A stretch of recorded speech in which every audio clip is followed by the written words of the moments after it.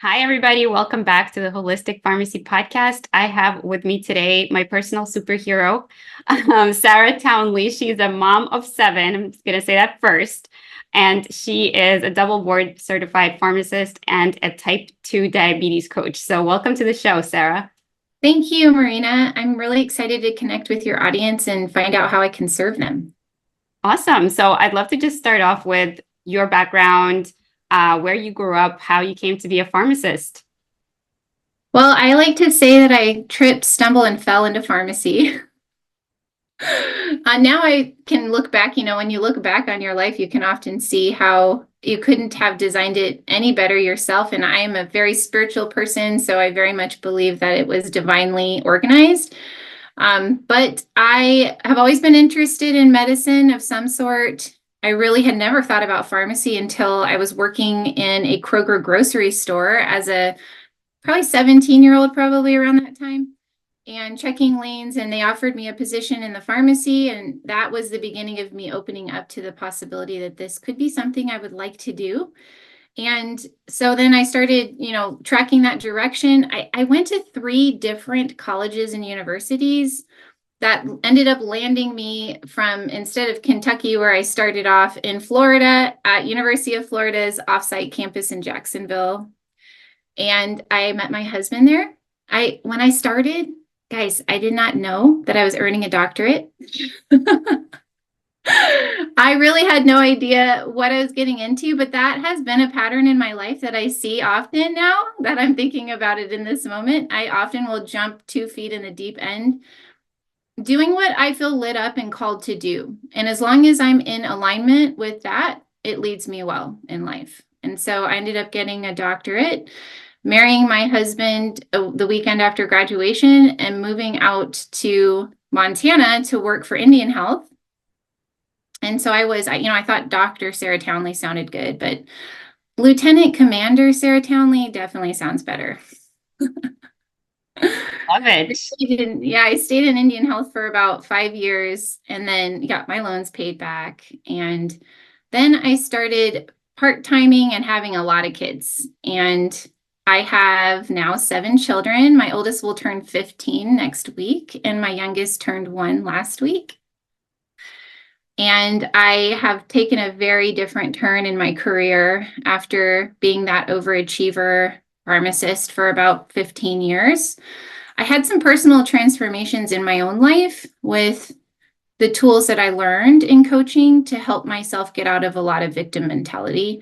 And it was so transformational for me that I wanted to help other people. And I received, I like to say, almost like a manic episode when I got the idea of what I wanted to do in the world to, have my unique gift shared. And that was to help people reverse diabetes and get off their meds. And so here I am after starting my business 5 years ago, no longer practicing pharmacy and doing kind of anti-pharmacy stuff. And having a lot of fun doing it. It's very gratifying work. Yeah, I love that synopsis and the self-reflection that came with that. And I have so many follow-up questions. And I also just want to share with the audience. We had a tete-a-tete right before, like a few weeks back before we scheduled this episode. And I so wish we captured that moment because you shared so many pearls there, and your personality and your enthusiasm for this work is just so apparent that I knew I had to invite you on here. So I'd love to know, how did you do it all, right? Like 15 years to have 7 kids, to work part-time, have maternity leave, I imagine, still be that overachiever and be building a business and having these other ideas develop. Yeah, I mean, there's a very straightforward and simple answer to that question. By the way, you ask really good questions. I now say that I do what I want to do. There was a time in my life where I felt very powerless.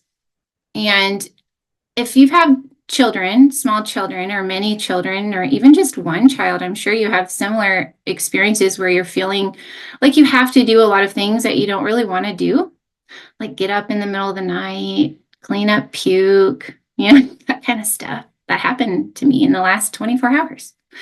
And I would spend a lot of time unconsciously thinking thoughts that caused a lot of suffering, disempowerment for me. And I came through this period of time where one of the biggest transformations that I had was realizing that I could leave if I wanted to. If I wanted to get in my car and drive away, this was available to me and nobody would stop me. And I would tell myself this story that I could leave and I could go do whatever I wanted and I can make a good salary as a pharmacist. And one day I was sitting there after baby number 5, feeling very, much in my victimhood, unconsciously. And it was a very life-changing thought that I had, because I thought, well, do I want to do that?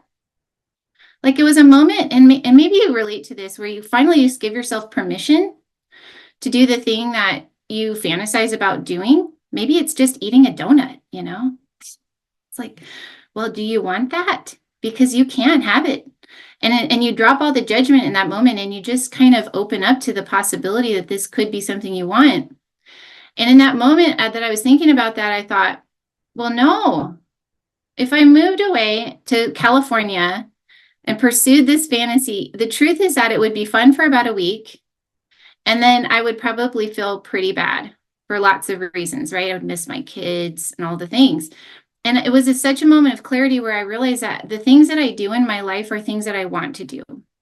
I want to cook all this food and clean it up off the floor. I want to get up in the middle of the night, right? I want to change all these diapers. And so that was such a transformation for me. Even though I was doing the same things every day, I was doing it with the truth. And it felt very different for me. And since then, I've gotten really clear with myself that anything that I really want, I can do it. I can fit it in. And so I say yes to myself more than I say no to myself. And so that looks like me having 7 kids, me running a business, me starting a new business this year, me taking exquisitely good care of my body and eating well. All the things that I want to do. I just went to a conference over the weekend, and of course I definitely need to shout my husband out because he's incredible, and I won the lottery when it comes to husbands because he doesn't complain. And if I want to leave for a weekend to go do something for myself, he encourages me to do that. And not everybody has that kind of support. And so I just want to acknowledge him in this moment for that, because it is incredibly valuable and supports me in being able to fit in the things that I want to do.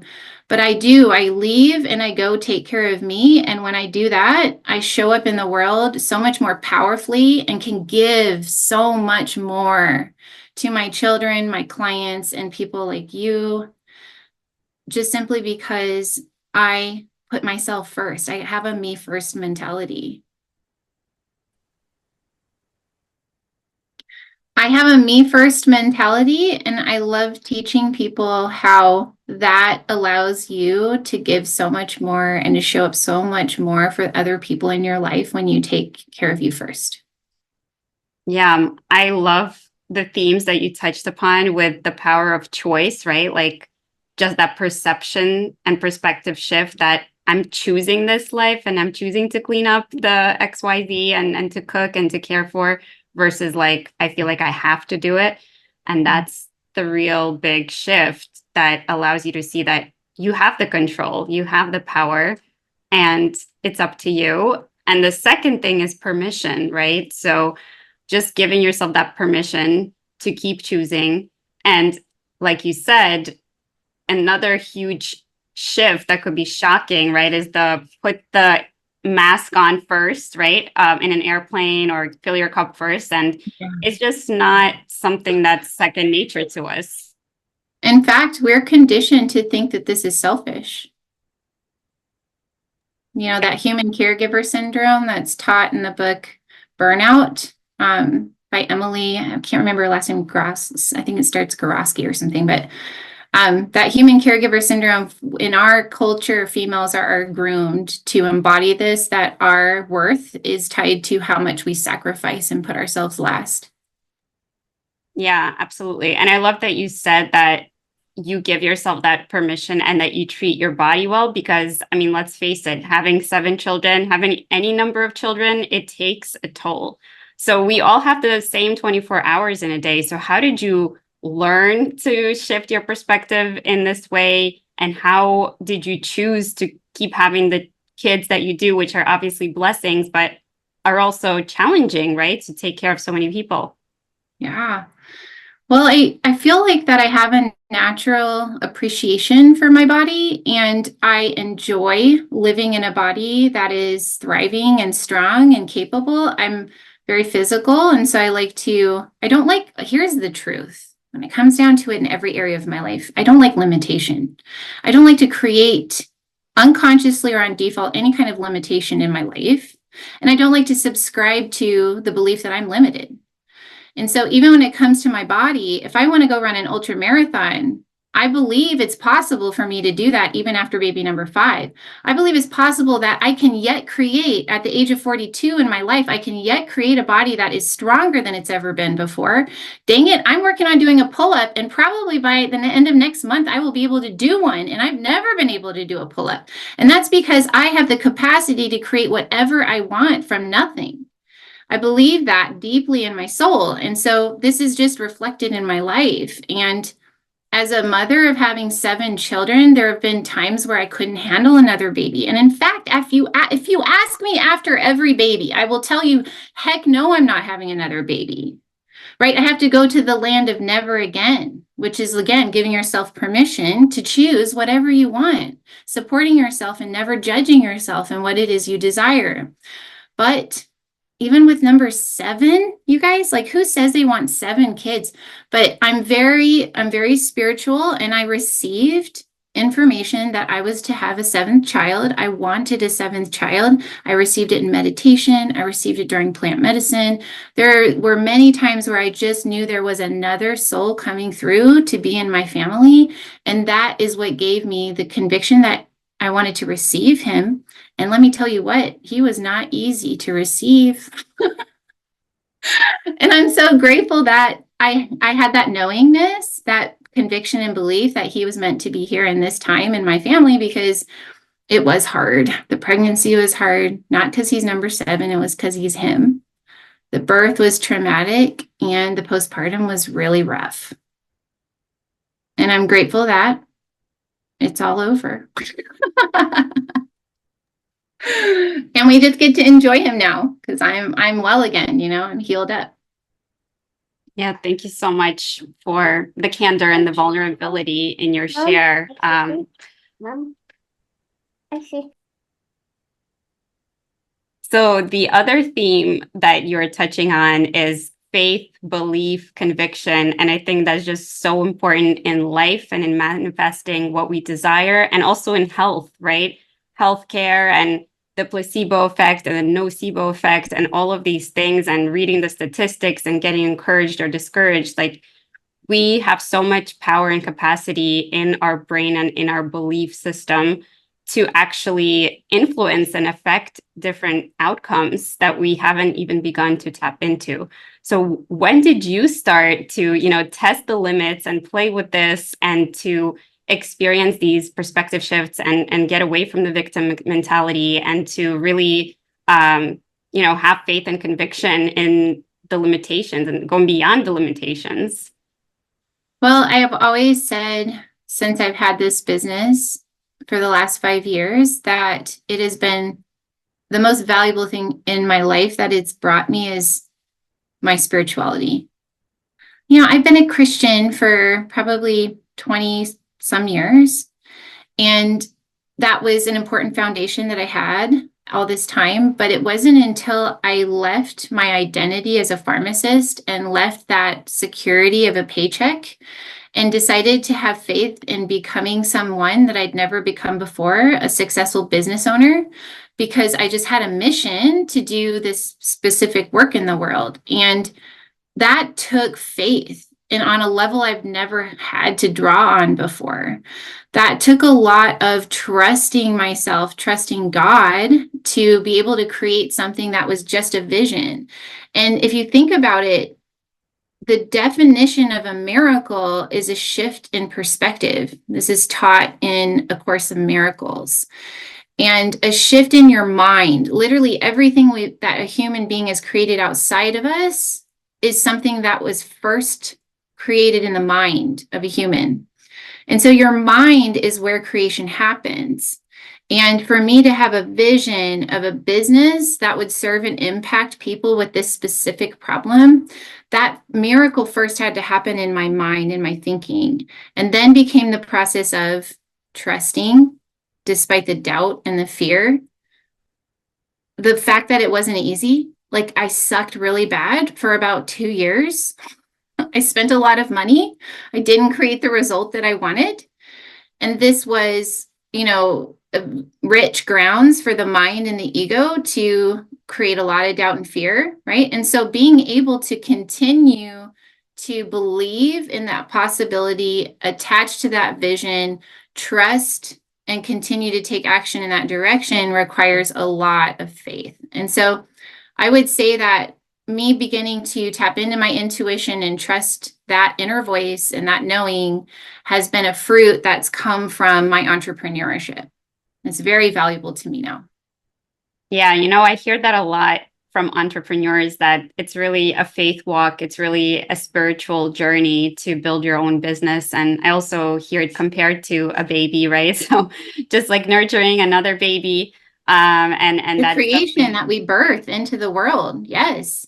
Yeah. So how did you draw this parallel, right? From having this pharmacist background, double board certified, all that left brain activity, right? And then going in and trusting your intuition and building your business and having that faith. Yeah, there was a lot of struggle in the beginning because I'm a very systematic, analytical by nature person. I'm very masculine in the way that I act, and I used to be very masculine in the way that I took action in the world. And so I did the checklists. I thought, I hired the people, I paid for the programs, I followed the instructions, and it didn't work for me. I didn't get the result that I wanted. And it was very scary. It was hard, And so then it started the process of me digging deeper and trusting that I know better than anyone else how to build my business, and starting to just do what felt good to me. Literally what I feel like doing is how I spend my time in my business. And that may be not, the right approach for everyone. Some people do very well in that masculine energy. I do much better in that feminine flow. And so just discovering, but that's in and of itself, that right there just is the same testimony to how trusting yourself and learning how you show up and how that creates the result that you want is going to probably be a lot more effective at producing the result that you want. And that's just what works for me. I've had to learn that through doing it the wrong way a long time. Yeah, I hear you. And is there any one particular instance where it was truly a breakthrough for you to realize how to tap into this energy, or was it more gradual? Can you describe some examples for us? I hit a pretty low point. I want to say it was like at the end of my 3rd year in business. I had hired a person to run ads and basically do like email marketing funnels. And this was a person that was referred to me. I trusted him. He's, a Christian Mormon man. Like I felt like he was very much in integrity. And he made me believe that I could hire him and have a return on my investment in 3 months from the beginning of our relationship. And at 6 months, he still had not helped me produce the result that I was looking for. And at 8 months, he had pretty much made me no money. Like I think I'd spent over $20,000. He maybe made me $140. And this was really a blow for me. Like I felt very discouraged and disheartened. And I remember thinking, maybe I'm just not cut out for being a business person. Maybe I'm not good at business, And again, my husband comes in and says, he has always done this most amazing thing for me, which is to speak possibility to me and to see me as the powerful creator that I am and speak to me that way, hold me that way. And he said, it's working. You're receiving clients, and $20,000 in a lost investment in the scheme of a business is not very much money. And I said, okay, well, what should I do? Then what should I do? And he said, I really think you should think about starting a podcast. And so I just dug deep again, y'all. You got to pick yourself back up and just keep, doing what feels right to you. And of course, if you're hearing me speak now, you can tell this is a very natural way for me to teach and connect to my audience. So I started a podcast. And since I started the podcast, that's just been transformative for my business because it's organic, it's virtually free. And people feel like they know me when they listen to my podcast. So when they jump on a call with me after feeling that connection and that they feel called to reach out to me, they pretty much are already sold that on me. They just need to get sold on themselves. And there is where I speak possibility into their hearts, where I can help them create that belief in the possibility they can have what their doctor told them they can't have, what nobody else told them that they can have. Right. And so that opportunity generally really causes conversion. Like I will receive a client if that person who's listening to my podcast reaches out to me almost all the time. And so let's see, what were we talking about? Your breakthrough moments. And actually, Breakthrough moments. a Yes. great segue for my next question, which is about your clientele, right? How did you start building this particular niche? How did you get good at coaching in general and specifically in the diabetes space? And I know you have transformational results for your clients. So how did you get essentially so good at your business? And how did you build up this skill set, this client base? And if you could just talk about like the trajectory of like what is working for you in your business?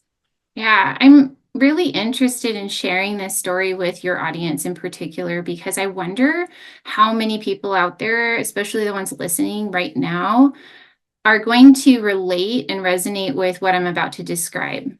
And there aren't very many people on the earth who can relate to this particular scenario. Okay. So as a pharmacist working in a teaching facility, working in AM care, pretty much doing whatever I wanted in my practice in AM care under the supervision of my pharmacist that I collaborate, or my physicians that I collaborated with, I was treating, through referral, mostly type 2 diabetics. These 80% of the clients that were sent to me to fix with medication were people who had uncontrolled diabetes and other things, uncontrolled hypertension and all the other things. Sometimes I would get an anti-coag, or something that was a renal issue, a mental health issue. But most of my clients had uncontrolled type 2 diabetes patients, I guess, at that time. And so I had this paralleling personal journey going on in my life where I was learning how to very strategically keep my body composition the way that I like it. With having baby after baby, every couple of years, I would gain 30, 40, and at my highest point, 50 pounds with baby number 5. And I had to get more and more strategic. And it became very clear to me that it wasn't about math. It wasn't calories in, calories out equals body fat. And so I learned on my own the hormonal underpinnings that control metabolism and control fat storage and fat liberation. And what was really interesting as I was doing my work in pharmacy is how closely those same hormonal controls were at play for my people who had insulin resistance. And the people who were put in front of me to, quote, fix with medication were severely insulin resistant, and I was supposed to give them insulin, which, as I learned through my own personal journey, was going to make them more insulin resistant. And it became clear to me that we were very cleverly not taught this in school. And so as a person who had used these strategies to lose weight, like through the hormonal mechanisms, I understood that this would also reverse insulin resistance. I wanted to teach my patients how to do this because these people were suffering. They had multiple complications. They're hopeless. They were feeling broken, and they were put in front of me. And I knew that by cranking up their meds, I was probably not going to help them long term. And I understood that the A1C is not the greatest indication of health. when you are putting somebody on multiple injections of insulin a day. And this was some kind of strange myth that we operated under in healthcare. So as I continued to do this, I became more and more conflicted in the work I was doing for my patients in my clinical practice. And I wanted to help these people. I started teaching them kind of like how to, eat in a way that would really reduce their insulin requirement. Like, what a crazy idea, right? And then I started getting in trouble. The dietitian would come and say, you know what? Why are you talking to people about their diet? You're not a dietitian. You're supposed to deal with their meds. And I was just waiting for the day that the medical director was going to call me in and say, what are you doing taking people off of insulin? Because my supervising physicians would ask me that. They would, what are you doing? Because they'd see a patient that I'd seen and wonder what the heck I'm doing. And so I just started feeling very conflicted in my practice. And it wasn't until I had a coach that I paid a lot of money to work with say to me, like, what do you need to do in order to align with your values? And I was very, scared to admit I need to leave my clinical practice. And that decision was very scary for me. I put in my notice, I quit. I left my identity as a clinical pharmacist. I left my community, right? I've been building that for 20 years? And I separated myself. But when I did that, it made me so much more clear and powerful in the message that I speak into the world, because I wasn't walking one foot in the medical establishment anymore. And I could say, I'm different. I offer something very different. And though the people that want that could hear me very clearly, because I was able to speak so much more boldly after saying, I'm not that anymore. Yeah. Thank you so much for sharing that. And I know a lot of people can resonate with that conflict, that internal conflict that you're describing. And it is a hard line, because we do want to help people that are in the system too. And I do believe there is room for entrepreneurship as well, and changing roles, but legalities and scopes and administrations, they make it so complex when we're all trying to do what's best for the patient. We're all looking out, right? And trying to solve the same equation. And it's just made so difficult. Yeah. And I mean, by the time I was living fully in my alignment with my values and my mission, I couldn't look at a typical, list of medications and not feel like something bad was happening. Like we're prescribing these persons, like I'm going to dispense 10 meds at once. And I wonder, is any of this helping this person? And is it a distraction? Is this person thinking that they're doing well or doing better, when in fact we're just covering up the way that their body tells them something is wrong?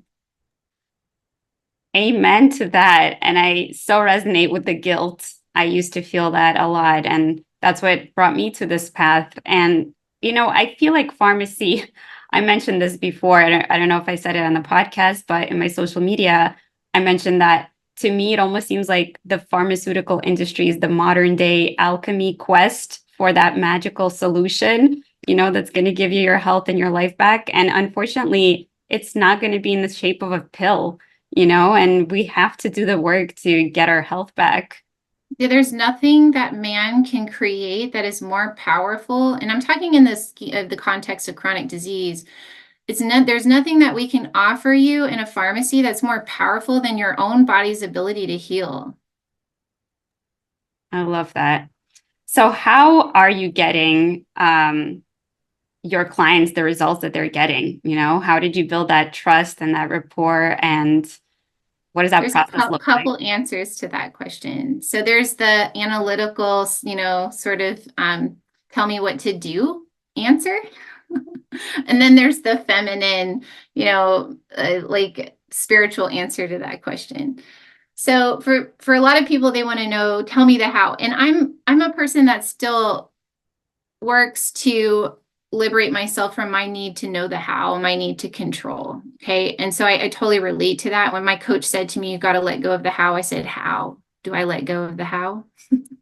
But it's nice to know how people create their results, and I respect and honor that. And so I will freely tell you that the two ways that my clients find me are through my podcast, which if you searched up diabetes on Spotify, mine's probably going to be at the top. I don't know how that happened.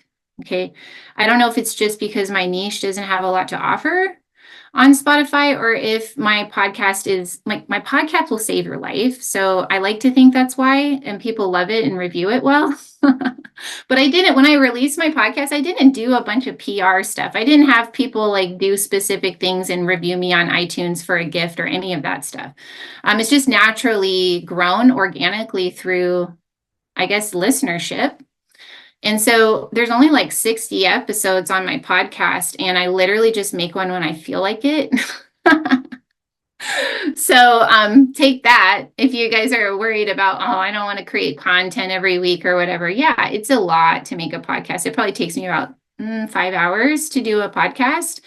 So I get it. Like, and so I'll free you right now of the expectation that you have to do anything someone else said you have to do to be successful. Lots of people find me through my podcast, and I love getting emails all the time from people all over the world that tell me that my podcast was the lighthouse, for them in the storm. It was the thing that really spoke possibility into them and gave them the tools, both the physical strategies and the mental tools to be able to consistently take action. So that's the first thing that I would say helps people become aware of me. The second, this has been an interesting thing, but the last 3 or 4 people who've hired me in the last couple of months have found me through Google. And so that's interesting to me, because it is true. If you stick around long enough, if you keep doing what you do in the world and showing up, and Google will eventually figure out how to put you in the algorithm on search engines, like when they search terms like diabetes coach or whatever it is that you do, to list you up close to the top, because they find out who is valuable in the resulting to certain search terms, because people click on it. People go to your website, they spend time on it. They're looking for, and I've never paid anybody to do SEO. Okay. So I think it's just the fact that I've been around long enough doing what I do, and people have found my content so incredibly useful that they go back to my website over and over again. And now I'm listing number 1 or 2 when people search all over the world, type 2 diabetes reversal coach or diabetes coach. So those are the 2 main ways people find me. Of course, every now and then people will find me through a referral or something like that. The spiritual answer to that question is way more fun, and I believe so much more deeply in it, because is it that the Spotify searching and the Google searching is just a reflection of the universe conspiring to co-create what you desire in your life, right? So I like to believe that. I literally I meditate and pray often, even on a walk. I'm one of those people that walks around my neighborhood and talks out loud to myself. And I speak to my angels, I speak to my higher self, I speak to God, and I say, this is what I want. I literally put my order in. I'm looking for 2 soulmate clients to hire me, pay in full this month. And I just feel the feeling of receiving it, literally feel the gratitude that it's done, being done energy about it, and jump for joy a little bit because it's fun and it's magic, and then move on with my life. And it works, guys. So I'm just going to keep doing it.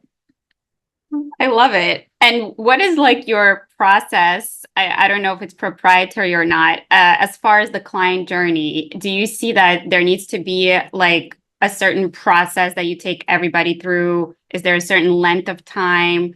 Is there a certain like one-on-one component, or are you trying to scale up your process currently? Like, what does that look like for you? That's such a good question, even for me to reflect on the answer to. I do have a method and a systematic curriculum that I will take my clients through, but I'm very unattached to doing it that way. And I'm very unattached to doing it in a specific period of time. Because I coach one-on-one, my clients call the shots on what's necessary to be coached on every session. And I do have clients that will start with me and just be so stuck in fear and doubt, or their overeating patterns and they're freaking out because I told them, don't snack. And they're finding out that they use food to manage stress or to manage some other emotion. And so I am very happy for whatever is coming up that's stopping my client from taking consistent action is the curriculum, right? Because it stopped them from creating the result that they want. Most people know what to do. They just can't get themselves to do it consistently. Now, I find this is really funny, but I find my male clients are way less apt to get stuck in emotions and doubt. They are way more effective at taking consistent action, and they get really awesome results because, guys, they just got to blink a little bit more and they seem to lose weight faster than a woman does. They're less hormonally complex. So then they often will just get massive results quickly and take action a lot more consistently.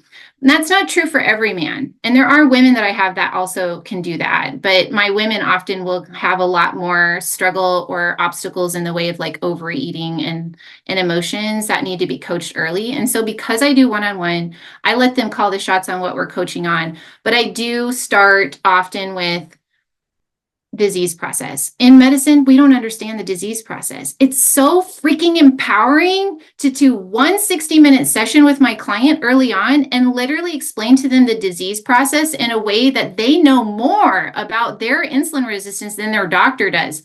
That really changes the power dynamic, right? It changes their identity and how they relate to their physicians. And in a world where we live, where we're supposed to be a good patient and we believe our doctors tell us what to do, that's very empowering and it's necessary because the strategies we're going to employ in order to do what their doctor thinks is impossible, right? We want to get the relationship with their doctor to be in its appropriate place so that it can be supportive and not an obstacle to healing. And so we do follow a system, right? We do disease process and food and not just what to eat, but when to eat and all of that. And we'll kind of like sort of sprinkle that through as we deal with whatever else is coming up. It takes about 5 months to work with me. I sell all my session packages in session 16 package sessions. And that takes about 5 months to use. And I started that coaching that way. That's what I first created. And it's still in existence because it seems to be about the right amount of time for most, I'd say 80% of people to reverse their disease, get off their medications. That's how fast our body can heal when we connect to it, respect and appreciate it, listen to it as the ultimate authority, and support it in the process of healing. Oh, well, thank you so much for sharing those pearls, those gems, clinical wisdom, and your experience, right? And what you've seen and what you've supported. And I think that's so valuable. And you've explored also in this episode, not only diabetes reversal, but like role reversal, right? And just instead of having this archetype or this, stereotype of what you're supposed to do, right? In society or as a caretaker or as a patient, it's like, how do you actually turn that on its head? How do you trust that body of yours to be that ultimate authority? So I so appreciated having you on, and I would love to do a rapid fire round with you for like about a minute. All right. I don't know what that is, but I'm up for whatever you're offering. Okay, cool. So I'm just going to ask you 3 more questions, and you just say the first thing that pops up into your head. So question number 1, what is your number 1 advice for somebody to improve their quality of life right now? I think I would say to connect to that inner voice and listen to yourself. I really define self-care as very simply understanding what you desire and honoring that. We can't always get to the point of honoring it when we start doing this. We'll just start noticing, oh, I don't actually want to volunteer for this or sign up for that or say yes to this, right? All the times you're feeling that internal resistance because you're in conflict with yourself is something that I think we all need to start getting really aware of. And if you want to do the work, right, to increase joy and effectiveness in your life, is to start listening to yourself And that starts with noticing inside when you're in conflict with yourself, well, what is it I truly want to say right now? What is it I truly want to be doing right now? I love that. And what is your favorite hobby or something that brings you joy? I'm a self-help junkie. So I just spent the last couple of days at an event in Arizona around a book called The Ultimate Coach. And it's also called The Book of Being, and connecting to amazing people from all over the world that came. Very small event, 250 people.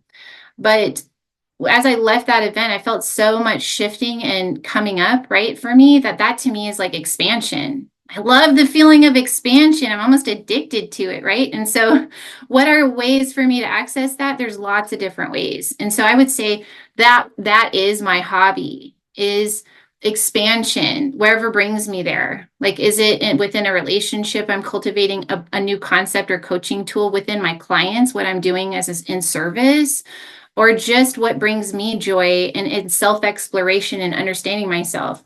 So that I wouldn't have known the answer to that question until in this moment. That's the answer.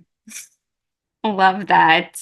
And being a mom of 7, I can't help but ask, what's a meal or a dish that you can prepare that the whole family eats?